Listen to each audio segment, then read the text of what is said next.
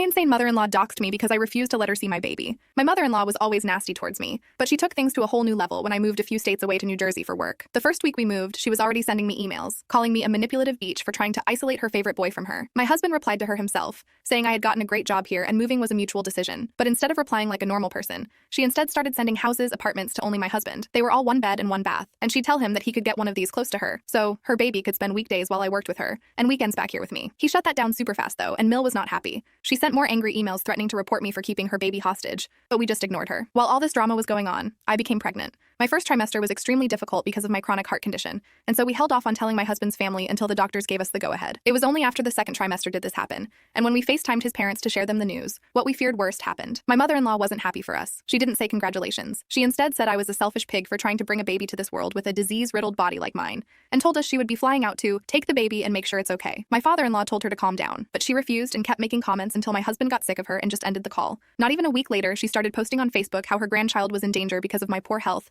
and accused me of intentionally trying to ruin the baby's life. Some of her friends began reaching out to me about her post, and my husband and I spent a lot of time and energy, which I really didn't have, fighting with her delusional friends about whether or not I was healthy enough to have a child. Well, my due date eventually came around, and somehow my mother-in-law found out when and where I would be giving birth. She got on a plane and showed up at the hospital at 3 in the morning looking for us. Luckily, she wasn't able to get into our area because we were close to the NICU, and there is extra security there. She called my husband, and when he answered, she started yelling at him. She told him that she missed the birth of her baby, and that she will never forgive me for this. My husband just replied, how could she expect to be invited to the birth when she's caused us so much harm? She went to yell again, but he hung up on her. Well, my husband went downstairs to get coffee, and that's when he ran into her. According to my husband, she was shaking and on edge, almost like she was going through withdrawals of some kind. She began demanding to see the baby, and when he said no, she freaked out and claimed I was breaking the family apart. She said I purposely got pregnant as we moved, so I trapped us in New Jersey. Security ended up escorting her out because she was so manic. My baby ended up being born healthy, but labor was so bad I had to stay in the hospital for 2 weeks to recover. My husband stayed with me, and during those 2 weeks, mother-in-law posted about us on Facebook like it was her job. She posted pictures of babies with a different ethnicity, and posted them to make people think I cheated. When my husband and I took our baby home, we saw everything. One of her posts went viral. She was asking for advice on how to claim guardianship of a grandchild if they are in a dangerous situation at home. She had legit lawyers commenting and messaging her. People asked for our address to call CPS. People found my husband and I. They found his work, my family.